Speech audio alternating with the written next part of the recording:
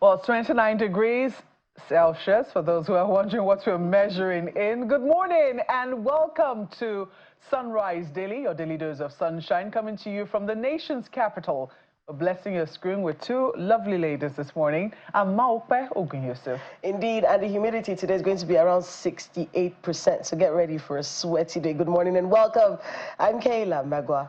Oh, we're taking you very quickly to somewhere here in Abuja where a lot of people might not see unless they live around that particular area. Unless also, of course, you have, very good, aerial viewing shots. And you're wondering where will I get that from? Well, you can see it right here. We're taking you to the Mpape Crush Rock site. This is in the Mpape area of Abuja, largely a place, I don't want to call it a slum, but yes, it's surrounded somewhat, by a place that has now had a number of settlers in an unplanned manner. What would they call that? Well, that's the right way to put it, really. I was waiting for you to use something else, but that is the only way to describe Mpape. One of my issues with Mpape is that it's one way in, one way out. Yeah. And a lot has happened in this place, a lot of overcrowding, if we are being honest. The FCC authorities really have to start looking into the arrangement of Mpape. Mm-hmm. And of course, crime and criminality in Mpape. And I'll tell you why. You see this place we're looking at, Crush Rock. Crush Rock is a lovely place to go to, right? Of course, it's man-made. It's created by a lot of the blasting that happens in Mpape. And a lot of construction owes their materials to what happens in Mpape. Now, it became some sort of viral sensation. People started going here, taking pictures of this man-made thing you're looking at on your screen right now. But then after a while, it became a problem, because crime and criminality became rife in the place. So even me, that I have a high level of tolerance for risks. At some point, I couldn't go here anymore because you would need to take security with you. There were pickpockets, there were all kinds of things going on. I'm sure a lot of people also had these stories as well. I don't know what the situation is right now, but that was really off-putting for something that made Mpape a place that was known for not too many flattering things. It made it something that people were talking about. And the thing with attention is the more attention comes to a place, the more attention from government comes to that place. So we're really thinking that Crush Rock would drive development into Mpape. It didn't. Well, it didn't. It's not too late. It's not too late. It's something that can still happen, yes. And one can understand why settlers eventually chose this place. Because if you have a lot of construction activities, you certainly will be getting a lot of workers, looking for work around those areas of industrial concerns. But yes, this is what Mpape looks like, and the Crush Rock site around it. Who knows? Who knows? Things might just change. But let's come back to this center of the city where quite a number of things have been happening in the National Assembly. I do not know if you have been following the constitutional amendment process currently ongoing in the National Assembly. Quite a number of bills have now scaled second reading, and a number of them controversial, some of them talking about age limits for presidents and governors. And people are wondering, you sure that will work? Are you trying to ice some people out ahead of elections? Is that what this is about?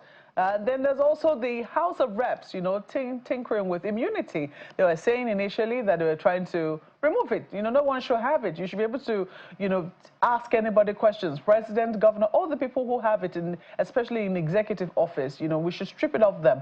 But yesterday, they took a U-turn. So quite a number of things happening. One of the things that I always keep getting fascinated by is the attempt by the National Assembly to create more states. And I say, can we just give it up already? I mean, clearly this is not going to materialize anytime soon. It does point to the fact that there's a lot that needs to be talked about at local levels, especially the calls for new states, and the reason why many people ask for new states, especially in places like in the southeast. When you look at the number of states in other regions, it does feel like some places have more than others. Yeah. But there is an explanation for that. It's viability. Right? So the viability of what we have already, because I absolutely agree with you, the viability of the states that we have already is one that we need to actually look at. How productive have they been? What were the challenges? What size the problem?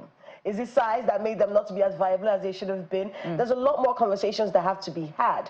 But every time we see that call, this call really has been since independence, Mark. Right? Everyone wants to have their own state. Everyone wants to be able to self-determine and have governance at their own levels, have their own people in the offices of power. But you see, the workability of it all and the viability of it. We cannot create states that do not do anything but wait for FAC allocations. So that is where the issue is. Well, let us take you to the National Assembly where these conversations have been happening, just in case you have been missing in action. Take a look at what transpired yesterday. For the third day running, the House of Representatives has listed a number of constitution amendment bills for second reading. But before then, the Majority Leader of the House moves for a rescission on 2 bills which scaled second reading the previous day. A bill for an act to alter the Constitution of the Federal Republic of Nigeria 1999 as amended to qualify the immunity conferred on the President, remove the immunity conferred on the Vice President, the governors and their deputies, and the other is a bill for an act to alter the Constitution of the Federal Republic of Nigeria 1999 to review the penalties for certain capital offenses in alignment with relevant international best practices and for related matters. We're aware that the provisions of the bills require that the House will take a second look at it. It's something that we have to debate later on in more detailed form. And I thank you for your understanding, the sponsors of the bill. They also understood that for now, we'll keep it until we debate later on in a more thorough, comprehensive form. Thank you. Afterwards, 32 constitution amendment bills are read for the second time. Some of the notable bills include a bill for an act to alter the Constitution to provide for the office of the Prime Minister as head of government and the office of President as head of state, a bill for an act to alter the Constitution to provide for specific seats for women in the National and State Houses of Assembly, a bill for an act to alter the Constitution to reduce the lengthy period for determination of pre-election petition matters and provide for the establishment of pre-election tribunals for pre-election matters, and to regulate the process of suspending a member of the National Assembly from legislative duties. A bill for an act to alter the Constitution to review the requirements that qualifies a person to be elected as President and Vice President of the Federal Republic of Nigeria, governors and deputy governors. A bill for an act to alter the Constitution to review the status of the Federal Capital Territory as regards the election of the President of the Federal Republic of Nigeria, as well as bills for the creation of one state and Gobir state. Meanwhile, the House, through a motion, has resolved to investigate allegations of abuse of tax incentives, tax breaks, and tax waivers. It bordered on loss of trillions of naira, based on abuse of fiscal policies, evasion of taxes, which we need to rise up to and curb now. The House mandated committees on industry, finance, and commerce to investigate the allegations and report back within a period of 4 weeks. Terry Ikumi, Channels Television News. Babagana Zulum of Borno State, accompanied by the Minister of State for Humanitarian Affairs, Mr. Yusuf Sununu, is received by the Governor of Lak Province in Chad. The delegation is here to formalize the repatriation of some Nigerians who have taken refuge in Chad following the Boko Haram insurgency in Nigeria's northeast region. Officials put pen to paper to formalize a tripartite agreement, which involves Nigeria, Chad, and the United Nations High Commission for Refugees. We are ready to receive all those who voluntarily on their own desire to go back to Nigeria, and we ensure that they are transported back to Nigeria, they are settled and also integrated in our country. They will be given all the conventional rights as enshrined in the international agreements. We are fully committed to ensuring that this structural framework enables a coordinated and gradual process, guaranteeing refugees a return under the best possible conditions. And as long as these conditions are not met, we know they will continue to rely on Chad's protection in accordance with international commitments. The agreement is to guarantee the safe and voluntary return of the refugees.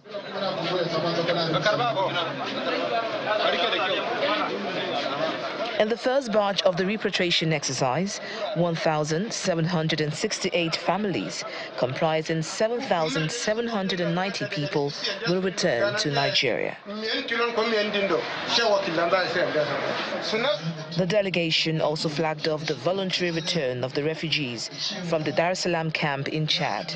The Borno state government is promising to provide support to ensure the returnees are properly settled in their ancestral homes. We are here to witness the first batch of the repatriation exercise, and I want to commend the federal government of Chad, and I also want to most respectfully commend the President of the Federal Republic of Nigeria, who has given us all the necessary support in order to facilitate this voluntary return. On my own part, as the governor of Borno State, I will continue to provide the support, and above all, let me commend the Nigerian military. According to the UNHCR, there are more camps for Nigerian refugees in Chad, and this step is considered the first in many that will see the safe and dignified return of displaced Nigerians in Chad and other neighboring countries. Well, those are some of the activities that the Humanitarian Affairs Ministry carries out, ensuring the repatriation of citizens who have been stranded as refugees in other countries, and sometimes, helping internally displaced people live with dignity within their own country. Well, this morning we're being joined by the Minister of State for Humanitarian Affairs, Dr. Yusuf Tanko Sununu. It's good to have you on our program this morning. Okay, thank you for providing us once with another opportunity.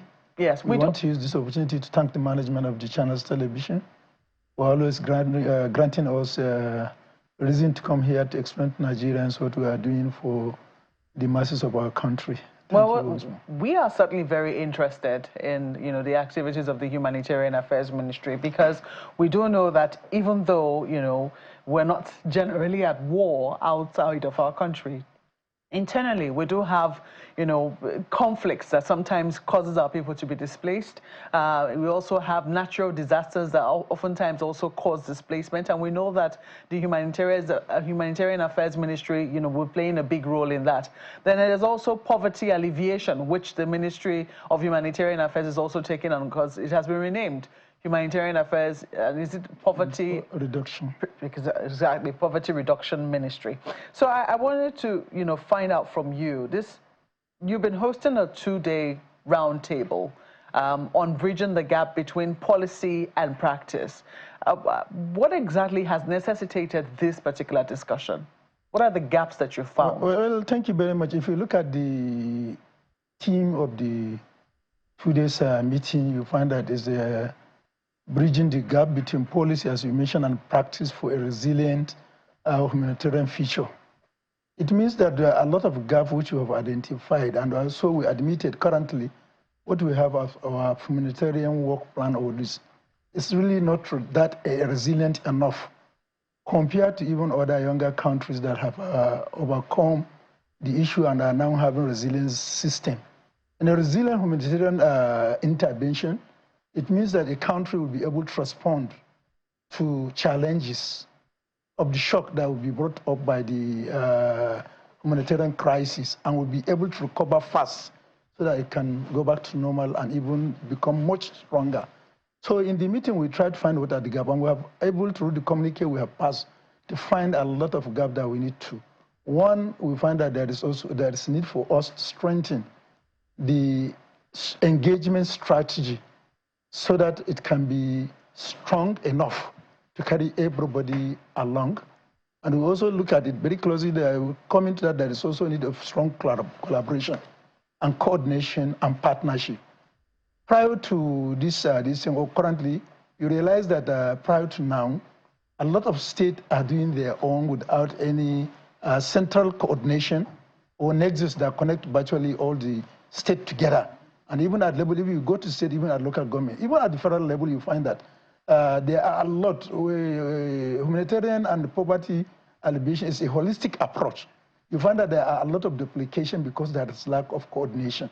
You find that, for instance, if you look at the humanitarian aspect, if you got education, there is component for it because one of the leading causes of our humanitarian crisis is illiteracy, and also one of it, poverty is out-of-school children that could not access or skill problems. So you understand, if you got labor, you find them. If you go, so what we are now trying to do is to see how we can come together and coordinate everything so that it can be focused. And the reason are that, which is also one of the major issues that we have also found as a gap, the declining funding status of humanitarian intervention globally and even here locally. If you look at it now, many countries, especially with the pronouncement by the American president, a lot of bodies now are trying to conserve and their own reserve for their own intervention with little going out there. And already the funding issue is a serious issue. So we have agreed at this meeting that we need to prioritize our action and also to see how much accountability we can bring in to make sure that the little scarce resources we have is managed well and it's also decent. And we also agree that there is need for us to look inward rather than always depending on foreign funding. For me, for a very long time, I've been here severally, and I also, in terms of whatever I'm a serious advocate for a domestic intervention, because we must learn to intervene on ourselves. And that's why for us to achieve that mobilization of funds locally, you find that many partners were invited. Even the private partners organization in Nigeria were participants at that meeting. And we have agreed with them, really.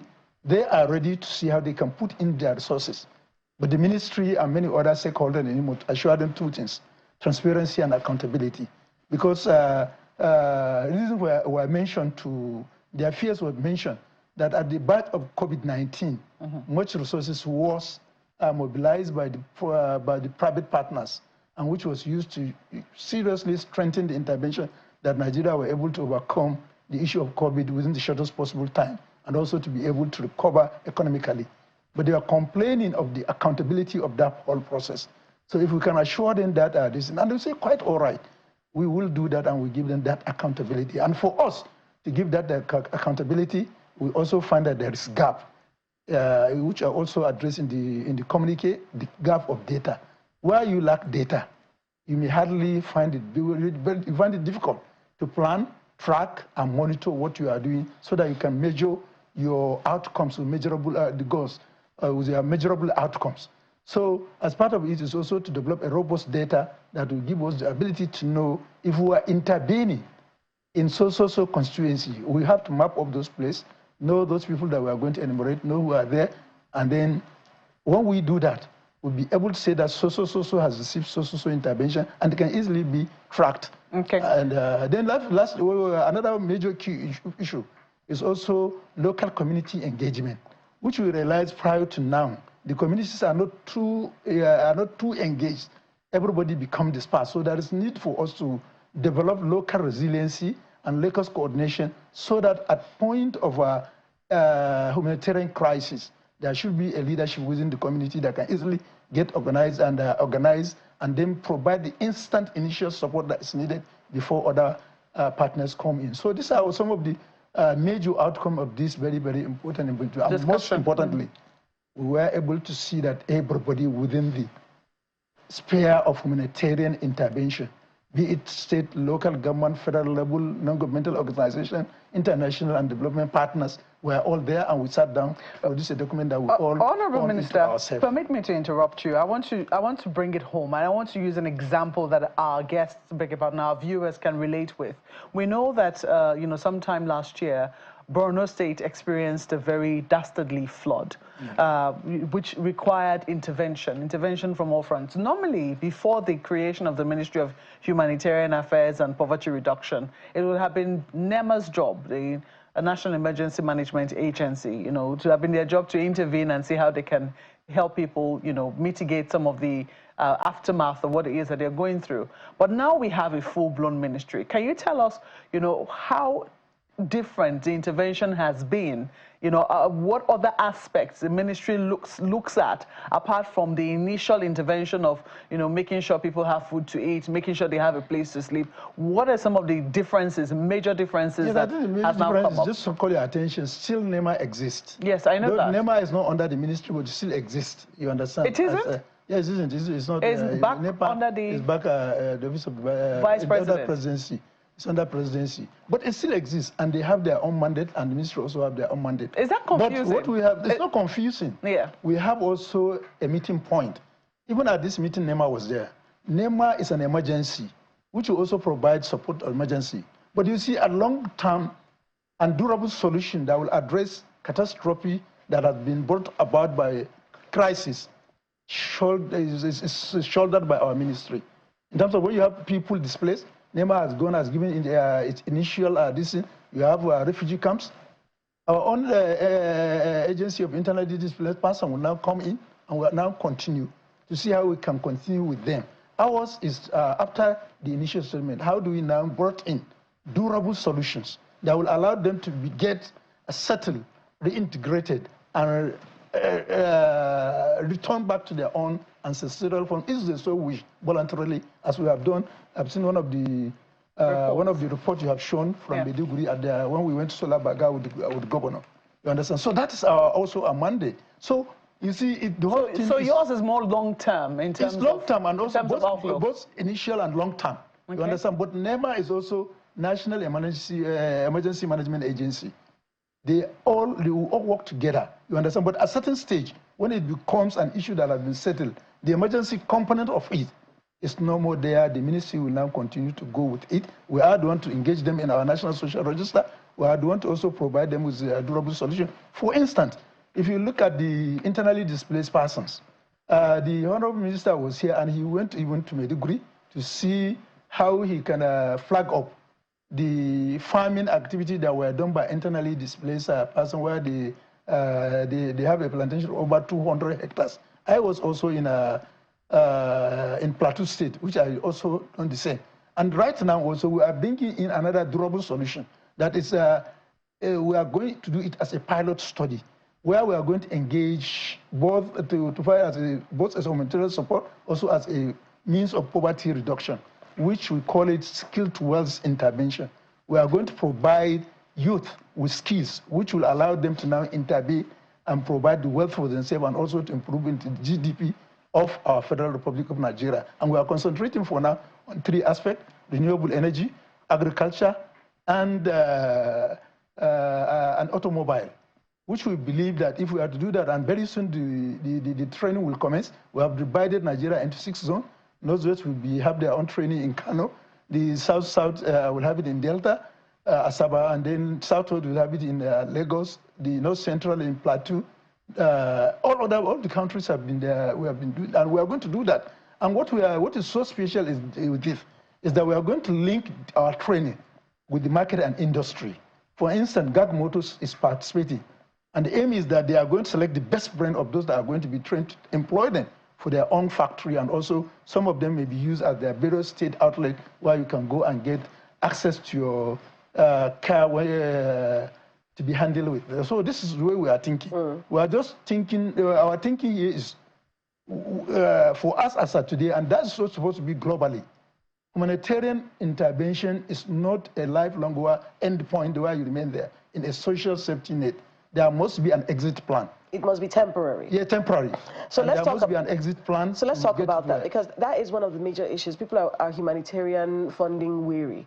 Even before the Trump administration started saying the things that they were saying, you know, about withdrawing funding from a lot of these things, the weariness of having to continually fund humanitarian issues, especially in places like Nigeria, for over 10, 20 years.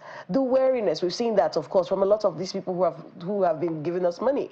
My question to you really has to do with how much humanitarian aid do we depend on from outside? If we can get figures, that would be nice.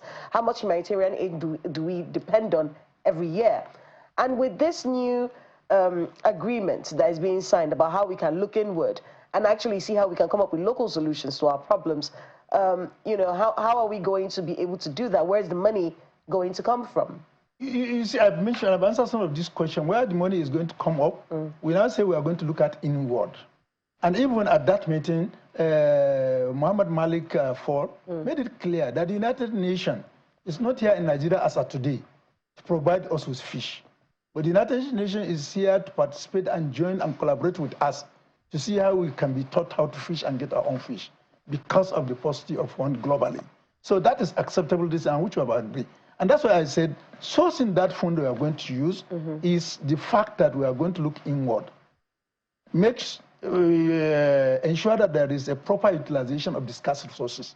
Two, there is also, as a resolution of the meeting we had, the need for us to have a Humanitarian and Poverty Trust Fund, which will now be funded by the appropriation, by the private partners, by this. And that's what I mentioned to you, that what the private partners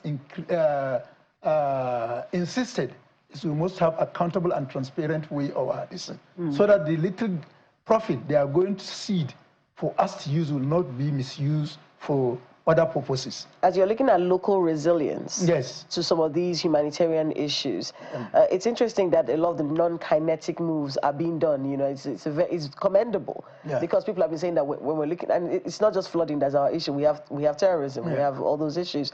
When it comes to things like terrorism, how are you going to boost local resilience? When it comes to terrorism, you see, how are we going to boost local resilience? You see, especially in places like the Northeast. I mentioned that in that conference, it's a holistic approach. Military, virtually all the security agencies were there, including the vigilante were there. And we are also doing that set of another stage that will lead us to some humanitarian summit that is also going to, before answering that, let me also say that in the last few months that we have come, major successes that we have now restored the international confidence in the humanitarian ministry. For instance, this conference that we had is sponsored by the United Nations Agency. And they have also provided full funding for the humanitarian summit that we are going to do, which will culminate at the end to having a National Council on Humanitarian Affairs and Poverty Reduction. So while we have insurgency, that's why we said, I mentioned, there are three major issues that we are going to address. First of all, we have to commend the securities agencies. They have made a lot of inroads in our security situation.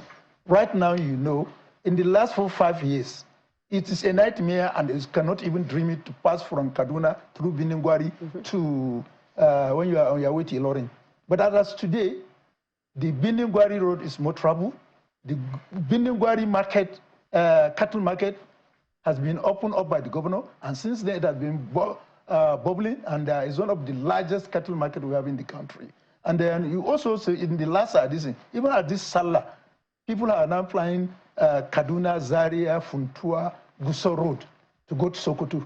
So it means at least there are improvements. We are not saying there are no security challenges, because even but what we are saying is there is a remarkable success.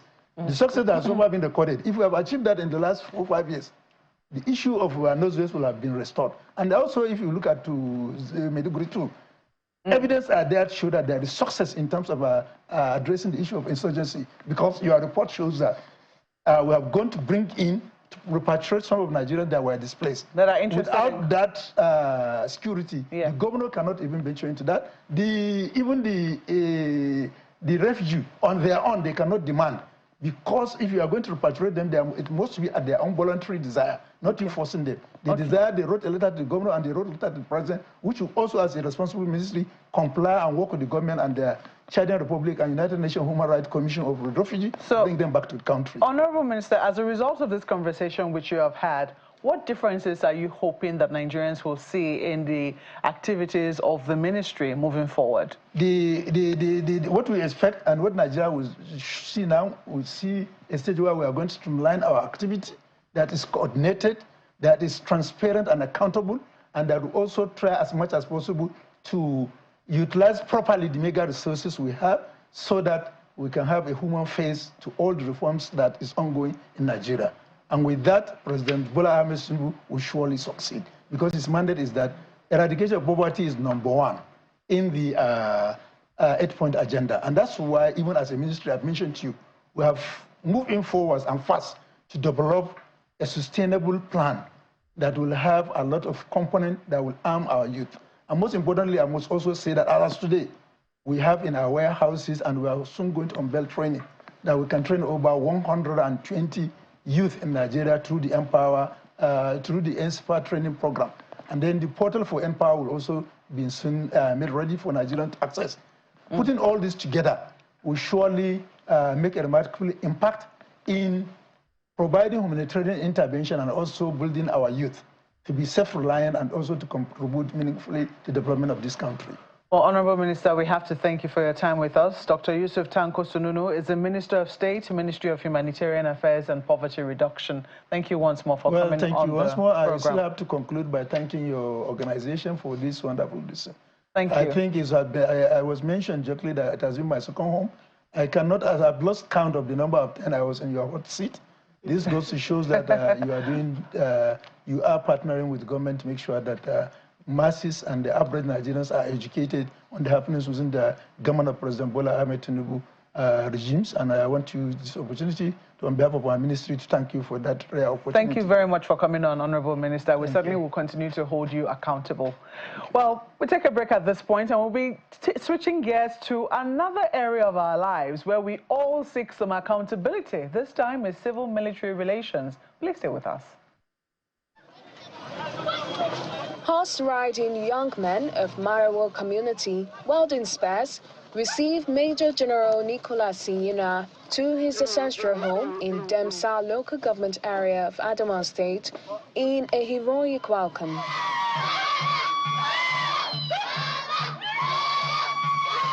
The event is the official handing over ceremony of blocks of classrooms, textbooks and school uniforms by the Nigerian Army.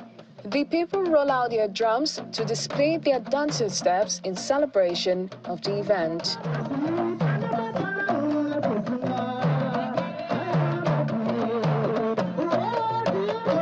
The facilitator of the project speaks on the essence, just as the senator representing Adamawa South emphasizes the importance of education to the society. The Chief of Army Staff Special Intervention Civil Military Cooperation Project, which we are here for, is an initiative of Nigerian Army to bridge the gaps between various communities across the country and the Nigerian Army. I want to commend the Nigerian Army,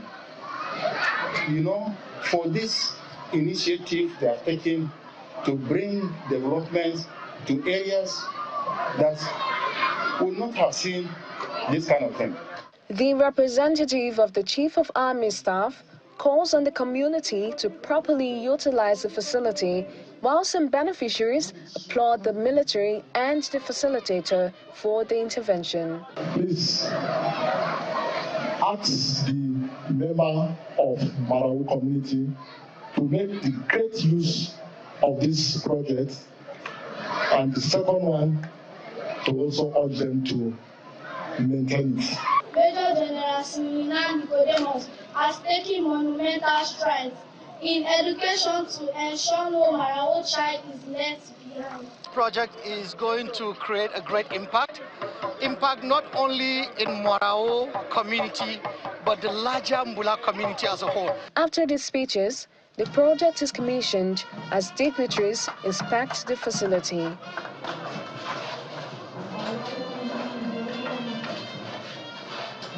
The event climaxes with the presentation of souvenirs to individuals for their contributions to the community.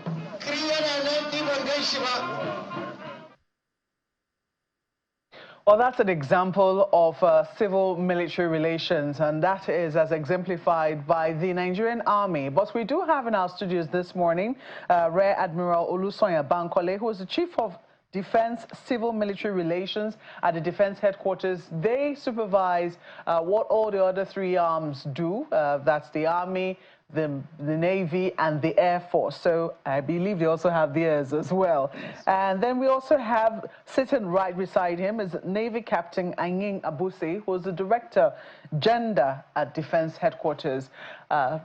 Officers, thank you so much for coming on the program this morning. Marco, I want to say a big thank you to you and Kelia for inviting us. And I also want to, on behalf of my principal, the Chief of Defense Staff, commend the patriotic duties you guys do in nation building by disseminating the right information. I need to pass that message. It's a patriotic duty.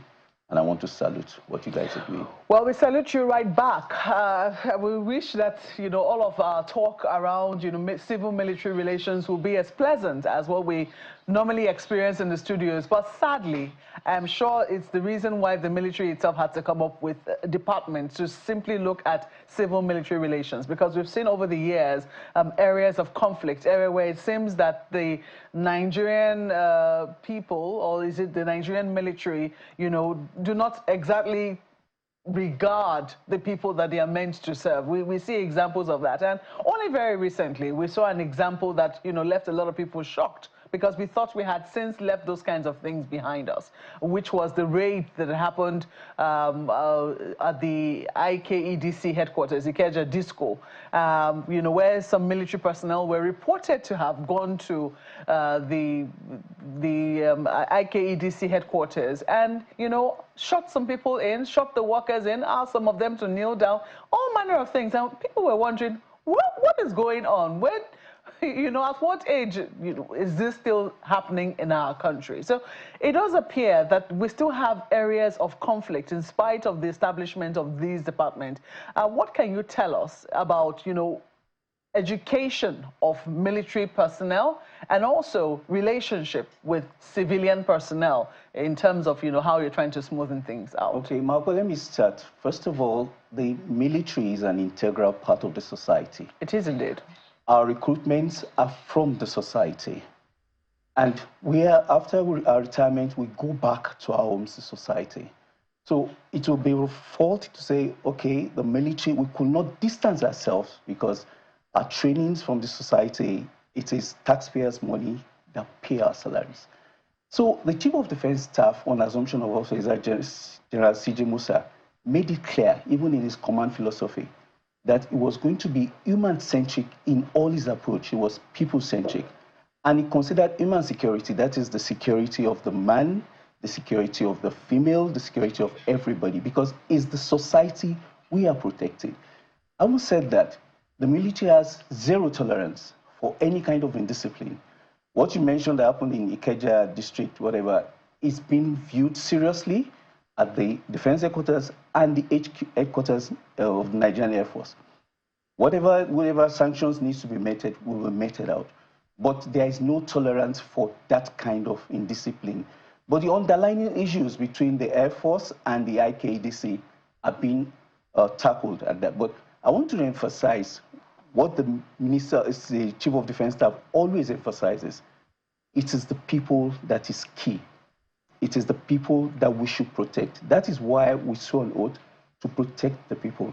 And that is also why there's been a lot of sensitizations across the spheres, across all the theaters, to sensitize officers and men on the need to protect civilians and also protect civilian infrastructure. So whatever happened, and when you have a narrative of so many years, it takes time to raise. Yes, the CDS has done well because from the beginning, he has been engaging, even from the strategic level, he's always communicating with the political leadership, communicating with the media on his policies, which is people-centric, to protect lives and property of the people. Can I ask you then, as a senior officer, watching that, seeing that video on social media, and perhaps also seeing it on TV, what came to your mind? Just as I said, the military has zero tolerance for that. There might be underlying issues which is being addressed by the HQNAF, and I can tell you it is being seriously addressed. from HQ right from the chief of air staff is on top of it, because the CDS wants a report on this. Because this is probably, because of the work the defense headquarters and CDS and all the services are doing, those kind of narratives are not what we want to see right now. So there might be underlying factors. Those officers have been identified? Yeah, it's been tackled by the HQNAF, and I can assure you it's been tackled because there's no tolerance for any kind of illicit. But at the same time, while I will not want to, you say, we need to, we condone indiscipline, but also we need to also respect ourselves as organizations. Any structure that is a Nigerian organization needs to be addressed and respected. So I'm not saying what they did is what we saw on TV. Well, that was just what we saw on TV, but there might have been some underlining things about them probably switching them off for 2 weeks and they not having audience today. But that does not mean that what was shown on TV is the attitude of the military. Because right now, the CDS has even set up a sensitization team. We just left Ikorodu last week, sensitizing people on what the military is to do for them, to protect them. We are part of them. We need the people to survive. We need the intelligence from the people to survive, because no matter what level of technology you have, you won't be able to see a 10-year-old girl in the night, maybe they've strapped a bomb on her due to innocence, she doesn't know anything. No matter, the technology may not even be able to detect it, So we need the intelligence of the society. The burden on the military, and not just the army or the defense, even the police, even with NSCDC, there's a higher burden on men on uniform. Yeah. And I know this because I'm a military kid. There's a higher burden on people in uniform to conduct themselves in a manner where they can be trusted by the people in society. So having that at the back of your head as someone in the military, it does seem pretty disappointing sometimes when we see these sorts of situations. My question has to do with the amount of training and knowledge that men in uniform today, because back in the day it didn't feel that way. It does feel like a lot more is happening right now, but many people have said it's just that there's social media now, so a lot more things are coming out. How much information and training do men in uniform know about that higher burden of courage they should have, knowing that people should be able to feel safe when they see people in uniform, as opposed to being scared when they see people in uniform? Kela, you should not feel scared when they see people in uniform. The people in uniform are meant to protect you. That sensitization, even from the depot in Zaria to NDA to NDC, is there. The military career is a noble career. The military career shapes people that produces leaders. The military career is to help people, to help the society.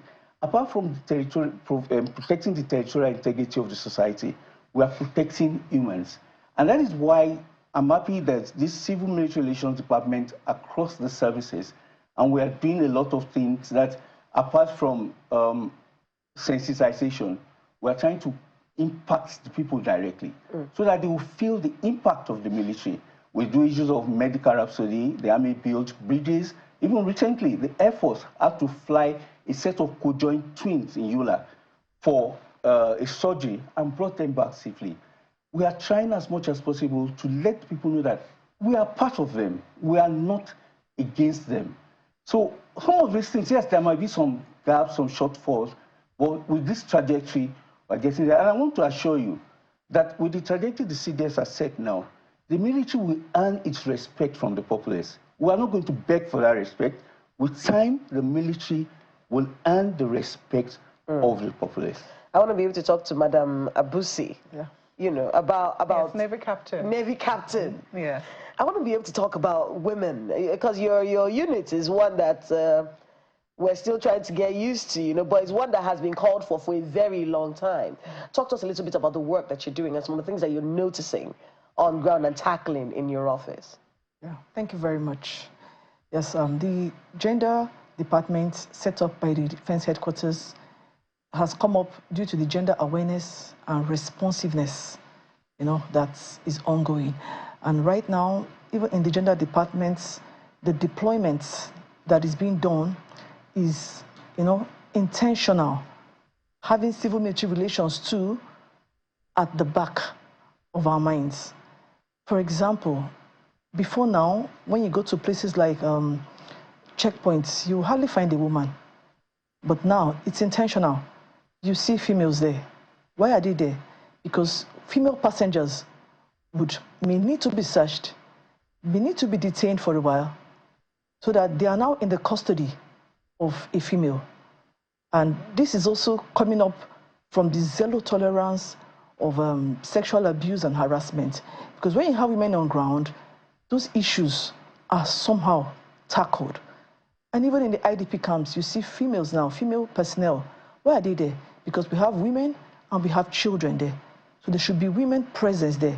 Because the women too would feel more comfortable confiding with a female personnel than a male personnel for issues that concern women. You don't think that they don't think that the women in the military are tougher than the men? Well, but when it comes to issues that are sensitive, that have to do with sensitivity, the woman in you would come out. You know, we may just look tough, but when you see another woman in, you know, a situation that is gender related, of course, the woman in you would come out and you would pay attention. So your desk, does it also serve, you know, I hear you when you say it serves, you know, gender on the outside. Does it also serve gender on the inside? Very much. How it serves gender on the inside. You know, we do advocacy to the higher authority, you know, trying to ensure that we have more women, you know, and so far there's response. We have, like the NDA, before now, we don't have women combatants. Right now, we have women. So that means that the sky is actually the starting point. Yes, I do know that, and I know that that has not been without controversy. I do know that even till today, there's still divisions among amongst officers and men as to whether or not that was a very good decision. But only recently, I was privileged to listen to a retired officer who gave the very senior officer, I might add, who gave a testimony about how he was flown by a female officer, and he was one of those who had vehemently kicked against women being admitted into the NDA. And he made that confession that perhaps that was, you know, a mistake, and, you know, with benefit of hindsight. But even at that, there are still challenges. For instance, female officers, they will get married, they will get pregnant, they'll have children, and all of that sometimes doesn't exactly go with the military calling. So how do you manage that? How do you, you know, let's say, merge the two with understanding? Are there some of the issues that have come to you? Yes. Let's talk about the childbearing aspect. To show you that the armed forces is gender responsive. Even right now, the men too go on paternity leave. So it's not just How long do they go for? 1 month. 1 month? Leave. Yeah. Oh, the men go on 1 month paternity leave. So it's not so. And the women have how long? 6 weeks. 6 weeks? Yes. That's 6 weeks prior and... Yes, before and after. Okay. So that's a total of 12 weeks. Okay. Before and 6 weeks after. prior, 6 weeks. Because the men, 4 weeks. We all gasped. And I need to reiterate that in the last 3 years, women have shown a lot of resilience in the armed forces. In training, in fact, now we now warn our boys that all these women are just, the women are doing very well in training. I think it's a trait in womanhood. And then we have the pilots. Also, we have the Navy just appointed a female commanding officer about 2 weeks ago. That means they're doing very well in training. Yes, there are gaps. There are so is the sentiment then beginning to change, you know, however gradually? Because there are those who still say, look, these people have watered down our training. You know, they are making our boys look at women before they should be looking at women. There are still those who hold this sentiment. So is it really shifting the post? Are there strides shifting the post? Warfare has evolved now from mostly physical to issue of emotional intelligence and mental and technology. And the woman's IQ sometimes could be, you understand? So the women are actually breaking barriers in the military. A lot of women are doing well. And the issues of the time, work-life balance, with time we will get there. We have to run the homes, but the women are really proving themselves in the military. So it wasn't, their foreign in the military wasn't a mistake. And the military is also trying to mitigate arms that could get to them. That's why most times they don't send them to the front lines, you understand? But they do, just like she said, the issues of checks and checkpoints and co. But I think they're doing very well in the military. Yeah, so for those who are listening to this conversation today, and well, I must also add that, you know, I do know that the agitation is also on in other quarters. A number of state governments are beginning to improve their maternity leave. I think Lagos State is doing 6 months. The federal government is looking at doing more for women. I hope that the military will take a cue, you know, from the federal government when it eventually does, you know, extend the time. Because indeed, 3 months is quite short. 6 weeks with a baby. I'm hoping that, you know, we are an arm of the federal government. Yes. Whatever policy directive we take, the federal government, I see. Okay, so for those who are watching this conversation and still saying, look, I'm still not very comfortable with military presence in, you know, in civilian spheres, what will you say to them? What do you think you can say to them to reassure them that you mean the best for them? Okay, the military means the best for civilians. Unfortunately, because we now have to operate, since the insurgency started about 14 years ago, we have to operate in largely populated civilian environment. So we need to show presence there. We need to engage with the civilians because the civilians are actually our source of intelligence. All true. So the military is there to, and that is why also the CDS has mandated that we do quick impact projects across the services. When you see a military person providing the bowl, providing education, all those things, so that is a kind of assurance to win the hearts and minds of the populace. So that is what we are doing across the board to make sure, let them know that the military is part of them. And I will also reiterate, the military was recruited from the civilian population. So we are part of you. We are just molded to fight, and after the fighting, we go back to the civil population. So it's not... Indeed.